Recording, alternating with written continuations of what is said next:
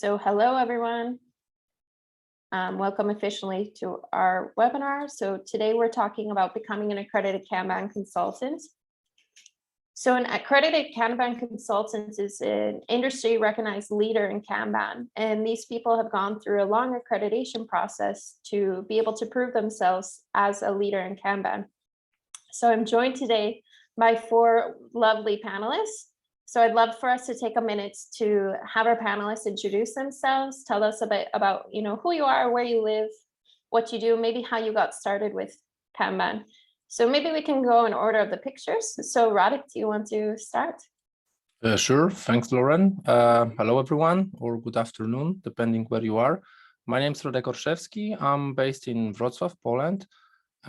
Yes, I'm accredited Kanban consultant. I'm also a trainer, and looking back at where my adventure with Kanban started, it was around 2011, 12, so a long time ago, when I was looking for a new way to organize the way in, I would say, a flexible way and a way addressing business needs. That's how I discovered Kanban, and since then I've been practicing this in many organizations as an employee, and then as an independent coach and consultant. Okay, thanks, Rodrigo. Helen, you want to go next? Yeah, my name's Helen Meek, and I'm based over here in the UK.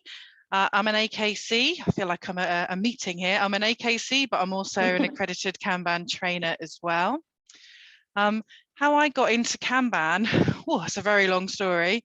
But back in 2008, I had the pleasure of working with Carl Scotland, but I was totally dedicated to Scrum at that point. And he kept trying to talk to me about this thing called Kanban. And I'm like, but Carl, I just do not get it. Fast forward 2013, I got it. And I became an accredited Kanban trainer at that point, and they're kind of my movement into understanding being a KCP, and then becoming an AKC at that particular point. It was just a no-brainer for me. So history of like traveling through and gaining all of these accreditations as I went. So there's a little bit about me. All right. So Igor, you want to introduce yourself? Thank you. My name is Igor Filipiev, and I live in Moscow, Russian Federation. At the moment, I'm the head of Lean Agile Adaptation Department at the 7 Tech Lab. This is a separate IT department in S7 Airlines. Our specialization is in data science, and my main responsibility is to improve delivery services in product development teams. I also serve as the head of the innovation center of this division. And of course, I'm also AKT and AKC. The name of my project is Kanban School, and I use Kanban since 2016 as a Scrum Master in a little team. Okay, thank you. And last we have Martin. Hey, so I'm coming to you from Toronto, Canada, and man, how did I get into all this? Seems like a long road down history, but the thing was, I was in an organization, and my job was to transform how they work, and we were doing tons of agile, XP and Scrum and DevOps, and we were having all this success with teams and awesome teams, but disconnected from actual organizational performance, and it was like this weird place I was, where happy on one end and kind of miserable on the other, and there was a disconnect. And it just so happened I had this small project where we were doing some Kanban, and I hired a guy named Alexei Zeglov, and he kind of got me on a road where, like, you could use this, you could use that, and I started to pay a lot of attention to what he had to say, and this was the missing link for me, and this was really how we could connect what was happening at the team level to actually what was happening at the organizational level. Actually be, better for our customers, better performing as an organization, and have all that work translate to something meaningful beyond just happy teams. And so that kind of got me on this long journey about doing Kanban. And now I'm a partner at Scroll North, a Canadian-based consulting and training company that we focus everything Kanban. Great, thank you. Okay, so to sort of start off today, I'm going to explain to you briefly the process that these 4 people went to get where they are as an accredited Kanban consultant. While I do so, at the end, remember, we will open to audience questions. So if you think of any questions that you would like to ask, please drop them in the Q&A box so we can go through them at the end. Okay, so starting with the course requirements. So to make sure that each AKC sort of reaches the objectives that they need for knowledge or learning, there are course requirements needed before beginning the process. So the beginning is these sort of foundation classes that consist of the Kanban system design course, where you learn about static Kanban practices, Kanban principles, and then sort of how you improve those with either the Kanban for Design and Innovation, which is offered by the School of Management and focuses on upstream Kanban, or the Kanban Systems Improvement course. With these 2 courses, you are a Kanban management professional. So this is a great starting point for a lot of people, and then some choose to move on to become a Kanban coaching professional. So a KCP is someone who has an extended knowledge of both the Kanban maturity model and Kanban coaching practices. So the Kanban maturity model course really goes over the guide to get to higher levels of maturity, while the Kanban coaching practices course focuses on how to use the KMM and static to sort of put actions into place. So after having all these knowledge, people can earn the Kanban coaching professional credential. After that, some people want to take their knowledge even further, and they decide to join the Change Leadership Masterclass. This class is a 1 week of intensive learning, and it really takes what is taught in the Kanban coaching practices course, but goes a little bit further. It goes a lot more in depth into these topics. If you want to learn more about these credentials or sort of the different certifications available, we did do a previous webinar on Kanban certifications with Joey Spooner from Kanban University, and I really recommend checking that out. It's available on our webinars page. Okay, so the AKC credential also sort of requires it has an experience requirement, along with the course requirements. So after attending the Change Leadership Masterclass, you need to provide evidence of 6 months of Kanban coaching experience. During this period, you are supported by a mentor who is an existing AKC. Okay, so then there's also some additional requirements. So you might be more familiar with, I saw that a lot of you are KCPs, so maybe you're more familiar with our other credentials, such as the Kanban Management Professional or Kanban Coaching Professional. So those are credentials that are earned once you meet the certain learning objectives. The Accredited Kanban Consultants is something completely different, so it's not automatic. You really need to prove your knowledge and your experience with Kanban, and you do that with sort of 3 different steps. So the first step is an application form. On this application, you need to include details of your Kanban related work, some references or referees, and maybe some links to online supporting evidence. After your application, there's a written submission. This is a reflective essay of over 3,000 words that really goes into your Kanban coaching experience. At the very end, there is a panel interview that's conducted by existing AKCs that sort of takes a look at all you've done to see if you can pass and earn this accreditation. Okay, so that's sort of what our panelists have done to earn the AKC status that they have. So now we want to go into some questions that we've gathered from our audience over the months to get your questions about becoming an AKC answered. So the first question is for our panel is, what would you say the main benefit to becoming an accredited Kanban consultant is? So panelists at this time, unmute yourselves, feel free to jump in.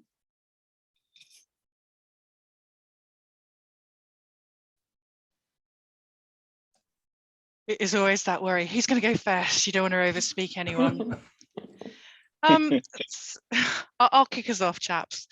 So the main benefit of becoming an AKC, I think there's kind of like 2 aspects to it. There's your professional career, and then there's that self-pride in yourself. Because ultimately, if I think about it, to become an AKC, I have been vetted. In my case, Mike Burrows was on my panel. That was scary enough. But being vetted by somebody like Mike Burrows, Suzanne Bartel, and have them look at my case study and kind of ask me questions, and then to be able to kind of like help me to validate who I am in terms of my Kanban kind of evolutionary practice, then that's a real pride thing for me. So I think it's important that, you know, we become masters in our own craft. And so the AKC for me was kind of like demonstrating that I've got that knowledge. On the flip side, on the kind of professional, I don't know if I've ever won any work because specifically I'm an AKC, but I can't see how this doesn't help me. And it's certainly something that I do flag on my kind of like professional, you know, when you show all your little badges to your potential new clients, it is something that I do flag on there.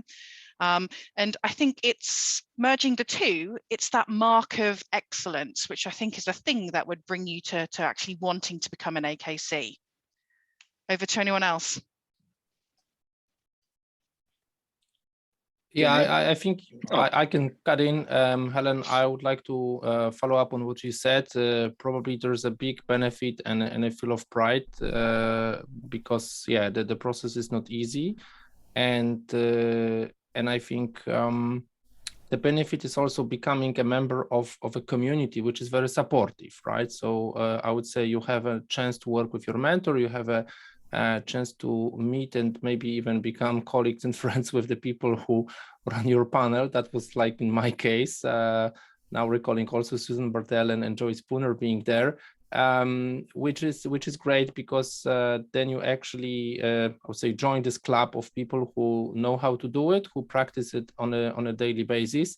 And maybe coming from this, I would say the benefit is that I would say recognition of AKC as a designation or a title may be different in different markets. It's definitely needs some maybe explanation to some people, but for me it is a really great benefit that it comes with experience which needs to be proven, right? So it's not a test, it's not I don't know, just experience of X years but without proving anything. It's something that I would say positively forces you to prove yourself, and that's a great thing.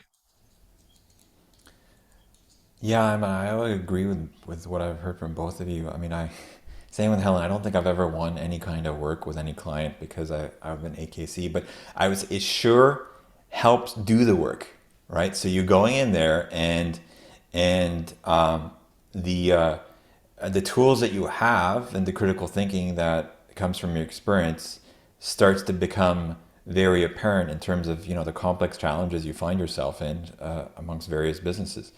I would almost say that, you know, the journey to become an AKC is probably the bigger benefit than becoming an AKC. It's like this waypoint. It's, you know, you're doing it anyway. You're trying to do something, and the recognition that we've achieved a certain point in your journey, like, you know, the summit that you're climbing and so on. But hey, you know, it's just a point. I mean, like I've been an AKC for several years now, and I look back at the Martin AKC from many years ago and say, boy, did that guy not know his stuff, right? Versus what I know now, right? Because we're constantly improving. But I do like the fact that there is a peer network that I can go in and I have a very shared language with. So when my business partners, the AKCs, and there's others that, you know, I'm in constant contact with, and I'm having problem X, and they can help me with problem X in a language that works with me, and we have this shared way of communicating that is something that's quite reliable. But more than anything else, I think it's the actual becoming an AKC is the broader benefit than actually being one itself. And I'm agree with Martin that the journey to become an AKC is the main benefit. I think so too. And for me, the main benefit is the responsibility that comes with this status. And as you know, with great power comes great responsibility. And now I'm not just the accredited Kanban trainer I used to be. Now I feel responsible for the development of the Kanban method throughout the Russian Federation. And I also have the necessary knowledge and skills from the CLM class and ESP class, which allows me to confidently advise the top management of the airline on the business survival agenda. And I think that I would not have gone to the ESP class if not for the desire to become an AKC. And this is the main benefit for me. Right, thank you, everyone. Those are awesome answers. So moving on, so this is quite a long process and something you guys all touched on a little bit. So what was sort of the most challenging part of becoming an AKC? I know for some of you, the process was a little bit different because it has changed in the recent years, but maybe a learning step or something that you had to take as well.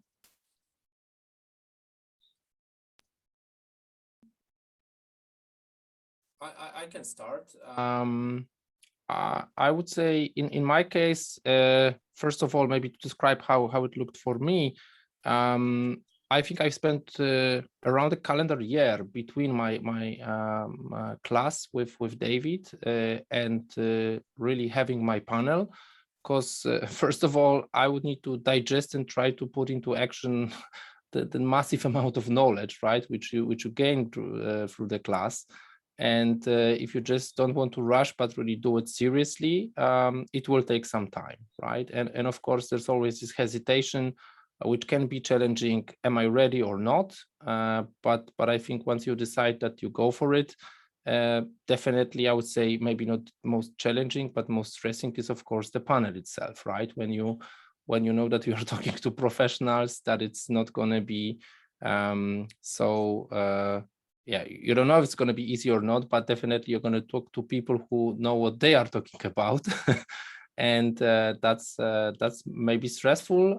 Took me back to, feelings being still at the university, preparing my thesis or something like this.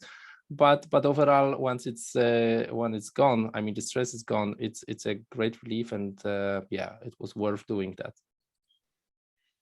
I think one of the challenging things for me was, back then, it was quite unknown. The process was a little bit unclear, and so you didn't really know what was expected of you. And so when I kind of got to my panel interview, it was less about my Kanban knowledge, and it was more about my approach to change, that evolutionary approach. And I saw Gerhard's comment in the chat window.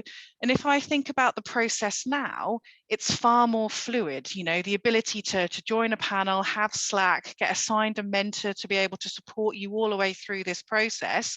I would have loved this. And so, for me, the most challenging bit was the unknown back then, but that challenge has now been taken away. And I think the other benefit of where we are now is we 100% want you all to be able to succeed. And so this idea of the mentors being able to support you is really helping to kind of challenge your knowledge, but also to give you that buddy, back to that community that all of the guys have been saying, that really starts to welcome you into that space. So for me back then, it was the unknown, and I'm glad to hear that helped you there, Gerhard. But it was the unknown, but yeah, it's way better now. Yeah, it's if you think about it, there's a lot of misconceptions about becoming an AKC, and that you are an expert in Kanban, and really you're more of an expert in people and social dynamics more than anything else, right? And so part of what was challenging for me was to focus on that side. Am I effective in supporting people and organizations to actually go and achieve their thing? And you realize most of that is not about, whip limits and all sorts of cute Kanban tools, but what's appropriate for them, and being able to set up experiments that make sense and bring people along. And so I think the case study itself was a bit of a nice thing to do, but at the same time very challenging because you were being very self-reflective, right? So a lot of times we're out there and we're doing and we're on autopilot, and you got to pause and it's like, well, why did I make that call? Why did I advise that? Let me capture that moment, put it together, and be disciplined, and spend the year or two, or however long you need to build that case study. I think that once that was in its kind of final moment, I actually found that the panel part to be more enjoyable than anything else. I'm like, hey, you know what? You're a captive audience. Here, the four of you have to listen to me for the next little bit. So that part, obviously there's a nerve-wracking, like, do they say yes or no? But at the end, but the actual panel itself was actually quite nice, and you have people who are very interested, and they're already AKC, so they know what you're going through, and they're asking the right questions, and that the panel itself is quite enjoyable. At least I found it to be. But the hard part was just let me piece together my journey and actually put it down in something coherent.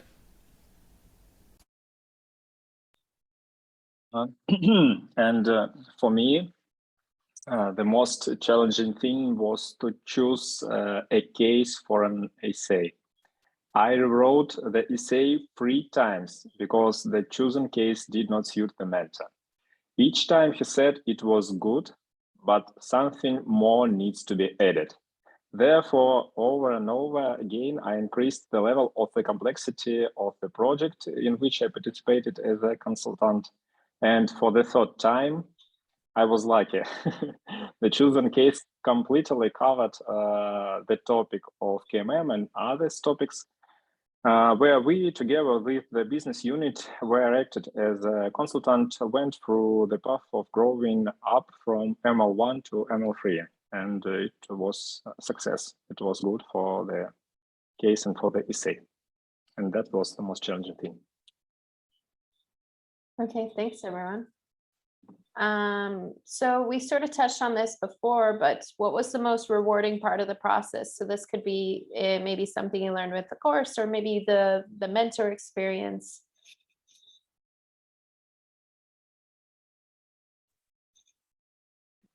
Can I start? I have a short answer. The most useful thing for me was the panel interview. The most rewarding part of the process, because the committee provided very valuable feedback that helps me to do my current job as an AKC better today. And that's all. I would say that there are a couple of things. First of all, the masterclass. As I reflect on the people that attended the class with me, and I know it's gone through a number of changes over the years. We were, more, as KMM has been introduced and different things have been shuffled around. But I would say that you either loved it or hated it. Like, it was like there was no middle ground, right? This was either brilliant and I can use that and I can see the problems and it's very, thought-provoking, or it's like, this is just like, poison and I don't want to touch it because it's challenging some ways of thinking that I've had, and it's not, I'm not going to change. And so I think that, I think that was a rewarding thing that, obviously for me, luckily enough for me, it was very compatible with what I needed, but it wasn't the case for everyone. And so, I think, for me, I after that week, I was energized, and it was just, it was just a lot of enthusiasm because there were a bunch of ways of thinking that I hadn't thought of in the past. So I love that. And then, I mentioned Alexei. He was my mentor throughout this, and so, him on we have these moments where he's helping me, and then other times, he's saying things and I don't understand what he's talking about. And I used to say things like, he's talking to me in like zip files where he sends me a compressed file and I have to figure out how to decompress it. But over the years, I learned how to decompress really quickly. So it's changed. But, having that mentor relationship, I feel like, if you don't have that figured out and you got the right person helping you, you're probably going to have a harder time in your journey becoming AKC. So having that access to that mentor makes all the world of difference.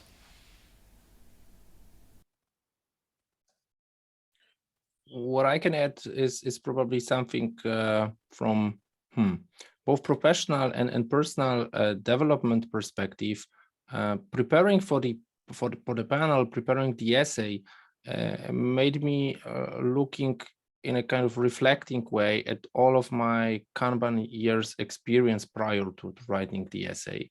And I need to say it was, well, sometimes humiliating how simplistic was my view initially, how I had to learn all of the things beyond, I would say, just Kanban practices, but all the things that you learn regarding, resistance to change and how people and organizations react to either stressors from outside or the work which KCPs or any Kanban practitioners bring to the companies. So I would say it was really good to, yeah, like I said, maybe in my initial answer, very rewarding to join quite, I would say, a small club of professionals, but also look back at how I evolved in my understanding and practicing and proposing Kanban to solve given business challenges. And I think we all feel that, like, I probably was not the finished article back then. And so I think it's really great that, we've got this evolutionary approach to change, but we've also got that in us as humans as well. And so I think that's great. So you don't have to have the most perfect case study, but actually there's an element of, you're evolving and you're learning, like all of these guys have kind of like said in their answers, and that's absolutely key. And I think, everything that they've already said, but that little validation about, you're on that right journey and being part of that community and building those relationships, that was what was the most rewarding thing for me. And the one thing that I always make sure that I go to is the kind of Kanban leadership retreats, and that's because I want to be part of it. And, being part of this community helps you to be able to get options to help evolve this method. And I think that all comes from this journey that you go on. Great. Okay, so who would you recommend to become an accredited Kanban consultant? Because we have this belief it might not be the path for everyone, and there might be some people that this is the right path for them. So sort of what kind of people and what stage in their Kanban journey would you start to recommend someone this?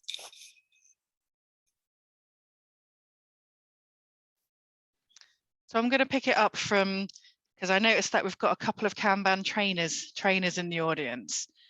I think if you're a Kanban trainer, like many of us are, then this is a logical next step, because as trainers, we need to have information, experiences, examples to be able to use. And we do that through the coaching and the consulting that we do with our clients. There's also a really kind of like easy path if you're a Kanban trainer, because you just need to follow a few extra steps and there's no additional fees for you. So this is an obtainable thing based upon the classes that you've done and the case study. So I think this would really help you to become in that kind of trainer status, to be able to help you with those examples and your experiences that you've got and that extra validation. I'll let the others give another example of where they think they would be good. No, I think that you've needed to have some failures and hopefully successes, and in your experience you've been doing Kanban, you've been trying it, you've been learning through real experience. So I think that readiness, beyond kind of like the academic check boxes, hey, you know what, I'm looking to solve problems. I want to make a difference with Kanban. Is that where my head is at right now? And I've tried this and I've tried that, and I have something to reflect on. So, are you on that path already? And I think that it was like the thing with AKC is just happened to be kind of, at least for me, just aligned with what I was doing. So the thing is, I probably wouldn't have written a case study, but I would have been doing all the things I was doing, AKC or not. And so, that was kind of nice to have the readiness just aligned to my journey as it was already.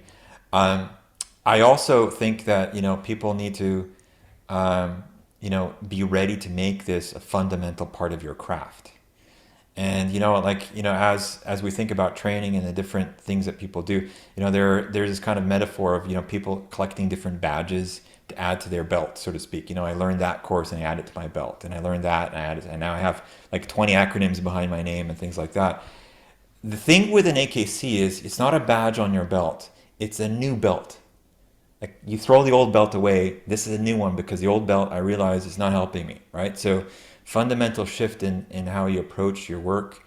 And not everyone wants to do that. And not everyone should have to do that if you don't want to, right? Like I'm perfectly good at this or that. So, you know, AKC is fundamentally, if you are going to be effective at it and be honest about it, it's a different way of working. And asks you maybe, I think, you know, Igor was saying this earlier about, you know, change the way I was doing it. And so you are forced to do that. And not everyone should. But if you are, I think it's going to be very rewarding. Pass it on to anyone else's comment. I just reflected that I think I did my my AKC path in the other way around. So I first obtained AKT and then became a trainer, which was probably more expensive now, seeing the chats about fees. No, but putting jokes aside, I would say if you want to become a professional in helping organizations at especially higher level than teams or units, right? You're gonna work with people who are C-level. You're going to work with people who define company strategies, and there's a vast body of knowledge, first of all, in the class, and then you can start practicing it, and then you see, yeah, all those successes and fails as well, and that's really great to become what we very often call a kind of change agent, right? Which can support organizations in different businesses in different scales. I would say that's the path to go for. I think like you, Helen, pointed, there is also a way where the AKC experience path is very much helpful to become a genuine trainer, right? So you have your your own empirical cases to support what you teach at your classes, and that's also great. And there was a question in the chat about, you know, which way round, and I think you answered that really lovely, Radek. You can choose whatever path. Sometimes we have vocations. Some people know they want to focus on the coaching and the consulting. Other people know they want to be trainers. Other people are both. And so there's really no right or wrong answer here. It's about what you feel passionately about. You know, I would agree. You know, I have a very similar approach that Radek mentioned, because I was, again, I was an AKC or a KCP at the time before I became a trainer, and I still don't have that trainer persona. I mean, I'm primarily a consultant and coach, and the reason why I'm a trainer is that's just the toolkit I need to have in order to accomplish the first two. So sometimes, in order for me to be effective, I need to be able to train, and so this is the path where I later became an AKT, because I just wanted to be able to do that as part of my consulting practice, right? But, you know, again, everyone's got their own journey in terms of what they want to do. And I want to add that I want to say that the KCP program is good. Yes, this program is really good, and it covers, I think, maybe 80% of all your needs as a change agent. But if anyone planning their professional development as an executive consultant in today's technology companies, I would recommend you becoming an AKC, because knowledge of the CLM class, and I want to underline, it's very important, ESP, Enterprise Service Planning Professional class, will bring maximum benefit when working with top management and the level of top managers -1. Because when you understand how people behave and why they do or don't do things, and when you know where to make efforts and hint organization leaders, it is much easier for you to do your job of improving the organization business results. And I saw a lot of unsuccess stories, and the reason, as I reflect, was in lack of leadership. And that's why you need CLM and to become an AKC. All right. Awesome. So at this time, we're going to sort of switch gears to the audience questions. So please drop your questions in the Q&A box. And I see that we already have some, so I'm just going to stop sharing my screen and open that up, and I'll read them out.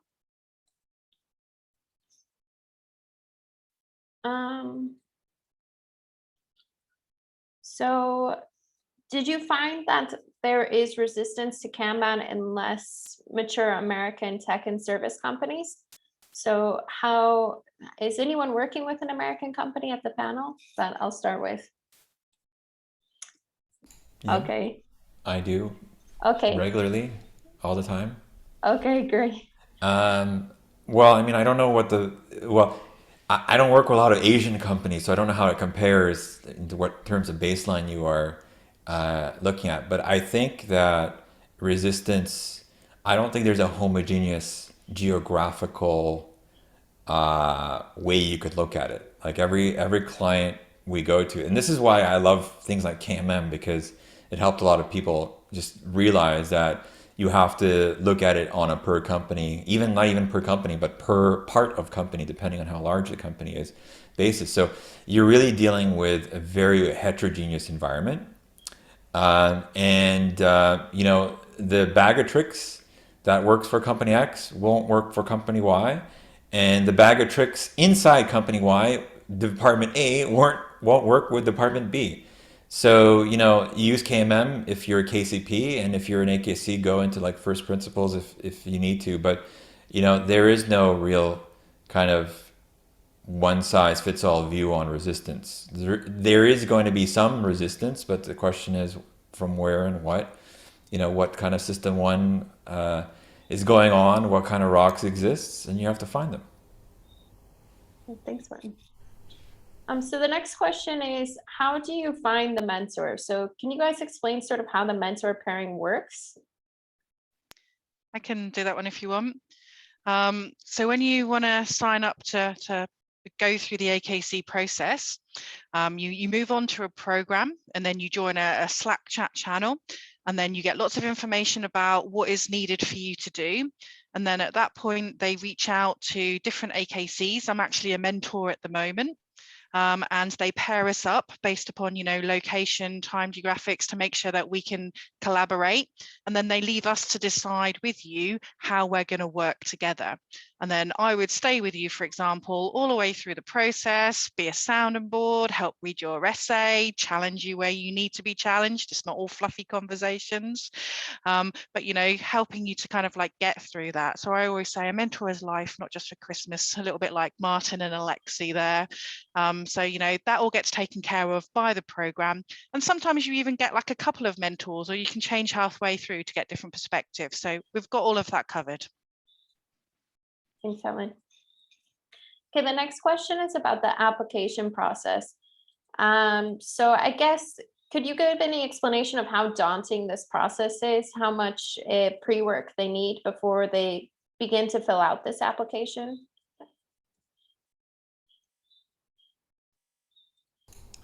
So I can only think about, so I was helping a mentee about 12 months ago, so hopefully it hasn't changed. But, you know, the actual application itself is not that hard. I mean, you can get it done in a day, right? I mean, you're either, like, going through the process will either kind of just tell you, hey, I'm ready to fill this application, or I should just defer it to some other time because there's some part of it that is missing. But I mean, you need a mentor, you need to kind of indicate, you know, where you are or what your state is, but the application is not the hard part. It's the case study afterwards that will take your energy. Hopefully that was consistent with where the application is right now. Where's Joey when we need him for the answer to this? Okay. I was going to say the only thing is, you know, we try not to make it daunting. We're here with you every single step of the way. And so if there's any worries or concerns, you only have to say. But again, it's super clear now. You get a document with the entire process, what you need to do, even how to write reflective studies. You know, it's all really clear. Yeah, that's a great point that you bring, that support along the way. Not only from your mentors, but the Kanban University team is really wonderful at making sure you know what you need to do at every point in the process. Okay, Do you guys know this one? So is there a fixed time window within I must finish the entire process once I've submitted the application? What if things take longer than I anticipate, says this person? Can answer in short.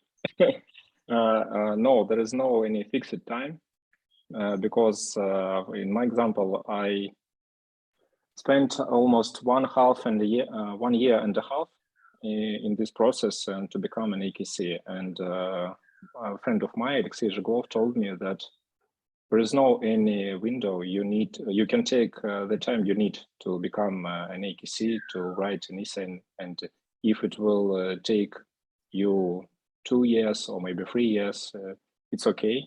You will be more experienced and maybe you will be a really good AKC when you pass the interview. So there's no any fixed time. Thanks. So some questions about the case study, or what's now the reflective essay. So the first question, this needs to be done post Change Leadership Masterclass. All of you guys completed this after the Change Leadership Masterclass, correct? Yeah, I mean, it also makes sense, as in that, you won't have the tools to put together the case study without the masterclass, right? So, part of it is the case study itself is the masterclass in action. In one way of thinking about it, are you integrating what you've learned in your coaching craft? And kind of when you get to the panel, it's about discussion of how, like a lot of time. So sometimes, in a panel, someone doesn't get approved, right? So I've been on panels where people haven't gotten approved, and in many cases, if their Kanban is perfectly fine. This is a perfect, maybe it's even an AKT, and they know Kanban front to back, and you're looking at their case study and their conversation, and there is those tools from the masterclass is not in their craft, and that's that's one of those things where, okay, well, let's help you get it into your craft so that you can become an AKC. So help you with that. But you won't have the tools to write the case study without the masterclass. So it's a very simple answer. Thank you. Martin, if I may add something from my personal experience, if you think of becoming an AKC, if you think of attending the class, and you are practicing Kanban now in your workplace or as a consultant, I would also recommend, as a hint, document it for you, because you may start writing, you may start using the tools that Martin just mentioned, which are in the CLM, but as you know, memory can be very tricky. In my case, for example, looking even at some old pictures and metrics, which allowed me to reflect as a person equipped with what I learned at the Change Leadership class, helped a lot. So especially if you consider this longer period, like Igor was saying, year and a half, etc. So this helps a lot. Okay, another question sort of related to that essay is, did you all work for one company the entire time you were building your cases, or did you build cases from experience and various companies, various training? For me, I was with I'd literally just started consulting, and I'd been with one client, and I was actually with them for about 5 years in total. So it was a very big organization, and so my case study came from lots of different parts of that organization. So that was mine.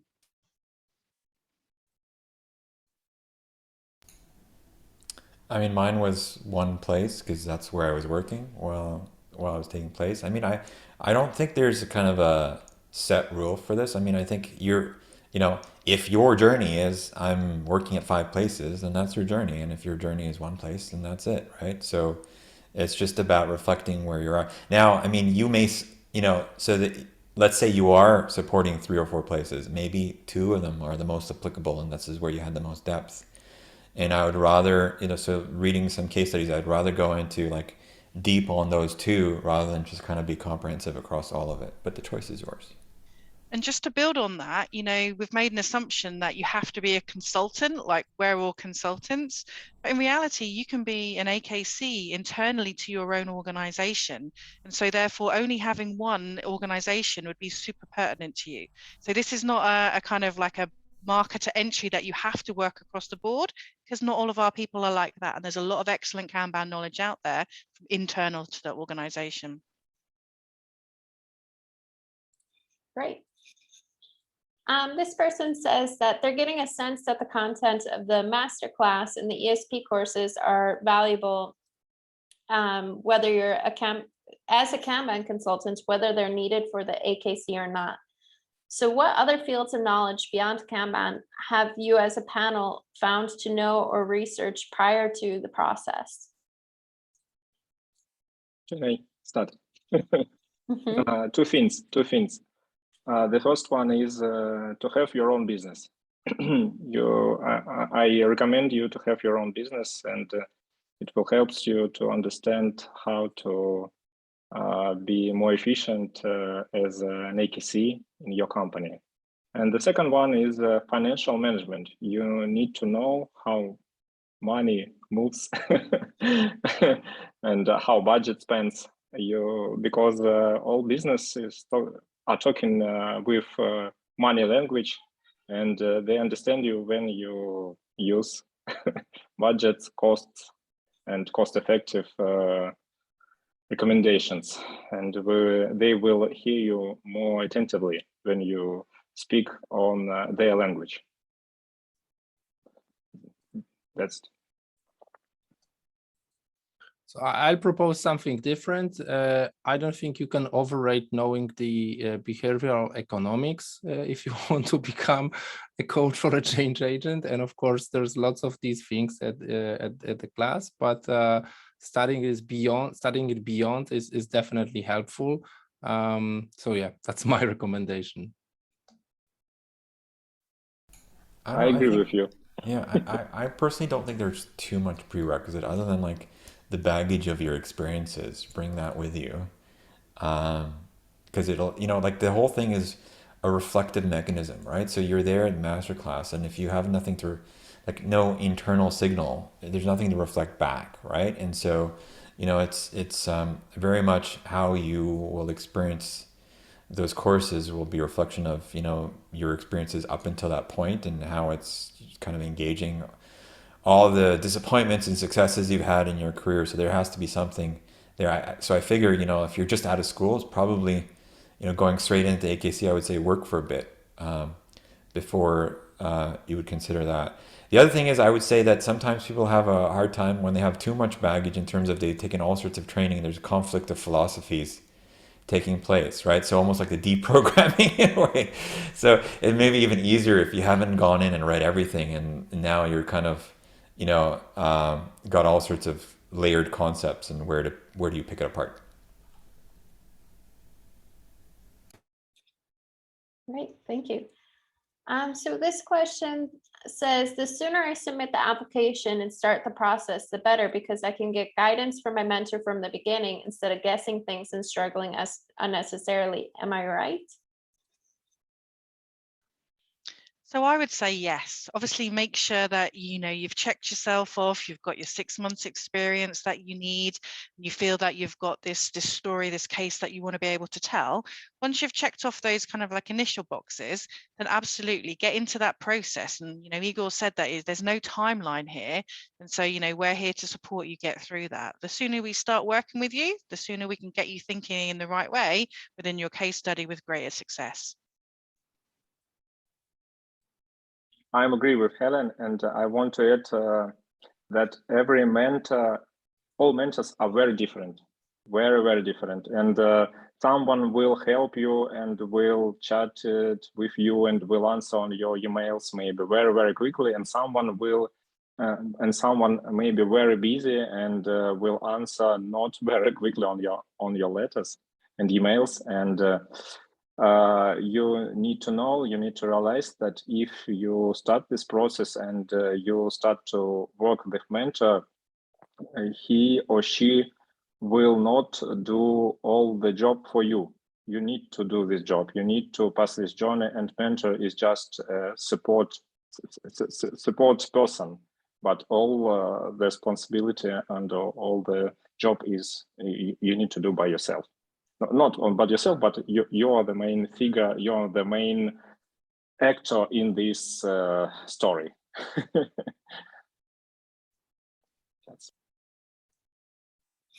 Right, thank you. So different question about the online community sort of that you get to join as an AKC. Can you guys explain a little bit what that looks like, how that works? There's questions if it's a Slack channel or how you guys get in touch with each other.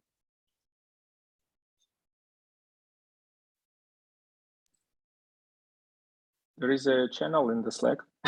Yes, we get in touch in Slack. But maybe, Lauren, you will send the link later. I don't know. Can we do it? Okay, yeah, I can send it out. And I think just to add to that, so yes, and when you become part of this community, we have an online collaboration tool called Koyo. And so this is one way that we keep in touch with each other. So as an AKC, you'll become part of that community. You become part of a distribution list where we can ask each other questions and bounce ideas off of each other. As an AKC, you get discounts into conferences because they want us to come together and collaborate. Obviously, as you're going through the process, there is Slack channels, but also to support the Koyo application, there is other Slack channels as well, which looks at kind of like, opportunities for work because they come through from the Kanban University as well. So we have got like lots of opportunities to communicate and collaborate with each other. And all of these things have chat functions. So I can reach out to Martin or Radek or anyone like that, everybody's available. So Lauren, you probably like this plug, but go to the August Kanban Summit that's coming up, because that's where I build my network, right? So I'll go there, and I'll meet lots of people, not all the AKCs, but quite a few. As luck would have it, lots of AKCs like to go to Kanban leadership retreats and Kanban conferences. Who would have thought? But you meet them there, you develop a relationship, and then you have your own channels too, right? And so it's one of those things where it's, very few AKCs become AKCs disconnected from the Kanban community. So you're already going there, you're already meeting people, and you have your peers. And so go to those conferences and develop your network. Right.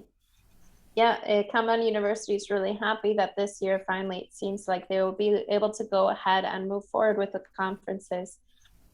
So if you want more information, go to the Kanban University webpage, and you can find an events section where you can actually find information about the upcoming conference and leadership retreat that he mentioned.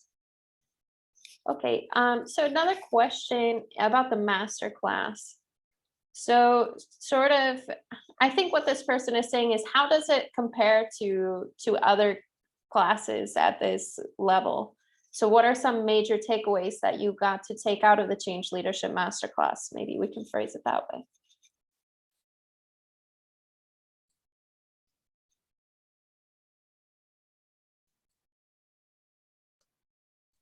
Well, Lauren, the first thing question. Go Igor.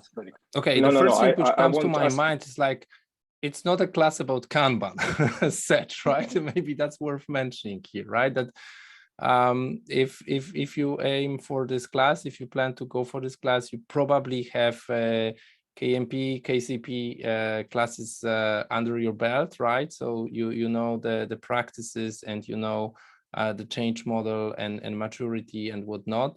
And here we look into how does it, I would say, intersect and interact with all other leadership change management things. That's why I think Igor mentioned economics. That's why I mentioned behavioral economics, right? Because we go very deep into psychology, into sociology, into all the aspects which are like far beyond what we imagine, what we see in KSD class. Yeah. Igor, did you have something you wanted to add, or? I want to ask you to repeat the question. I can't find it in the list. Yes, it's sort of talking about the Change Leadership Masterclass. So how I decided to phrase it better is the major takeaways you took, or maybe what makes it different from other courses. I think this came from the fact that we mentioned before that it's such a different viewpoint and it can be challenging. I have nothing to add. I agree with Radik. Okay, great. So this next question I can maybe answer. So this person's a Kanban management professional. And so for this sort of learning pathway, what's the next step? So the next step would be the Kanban coaching professional courses. That includes the Kanban maturity model and the Kanban coaching practices course. I do want to ask my panel though, as some of you are AKTs, how much time would you recommend a student to sort of sit and digest what they've learned in the KMP courses before going on to the next step and trying to become a KCP? I mean, I would, my recommendation is not so much time, but tools in action, right? So, you know, if it can be years since you've taken the class, but you've never attempted to leverage the KMM model or some of the change models or social or tribal models in your assessments, and you're like it doesn't matter how much time has passed, right? So I would say, you know, don't worry about the time, worry about the application. I mean, it's the same with thing with, like, sometimes people ask me the same question, but you know, you know, the KSD class and then the KSI class, right? Like, how much time should I have? I said, well, don't take KSI until you've used some of the tools in KSD, right? If you haven't used those, then KSI is not a good fit for you. Try it out, have some success, show up with your new questions, right? So I think a lot of questions will be generated out of your use of KMM and the KCP classes, and you bring that curiosity into the Change Leadership Masterclass, and you bring that, like, why does it work this way? Because you're kind of understanding the first principles about all of this. Okay, so we're doing these zigzag patterns in KMM, and we're having these stressors. Okay, well, why does that work that way? Okay, so we'll talk about that in the masterclass. So I think that the experience is more important that you've had with KMM versus the amount of time that has passed. I would agree, and the classes are designed to build upon each other. So, you know, when we do the KSI, we really start to focus on the kind of the culture, the outcomes, and the practices that you're using, hopefully the first two first. But you do exercises to explore a case study about your own organization. And, you know, that sets off that kind of interest in learning more about it. And I think having that passion, maybe looking at the Kanban maturity model book, having a look at KMM Plus, you know, so you've always got that latest stuff, can then help you to move. And then the KMM class will take you into way more detail using case studies. And it helps you to analyze it from an objective view, the things that you're seeing. So it takes you to that next level.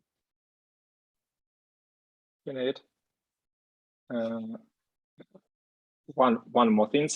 I agree with Martin and Helen, and I want to add that you don't need to take a lot of time between these two programs, because as I see and as I reflect, it's about two maybe different roles.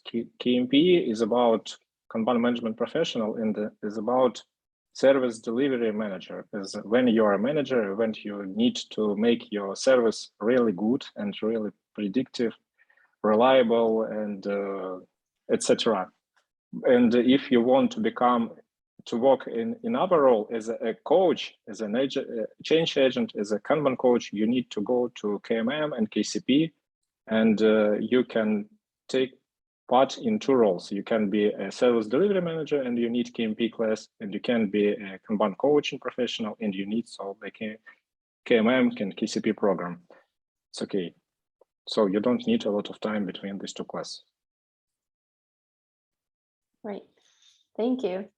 Okay, so we are at our time for today. As always, I just want to use our usual reminder that if any remaining questions, please email them to us at info@dja.com, and we'll make sure to get them answered for you all. The recording will be available shortly on our webinars page. Lastly, I just want to give a huge thank you to our panelists for joining us today. I think this was really helpful, guys, and really great stuff. So thank you, everyone. Bye. Thank you. Bye.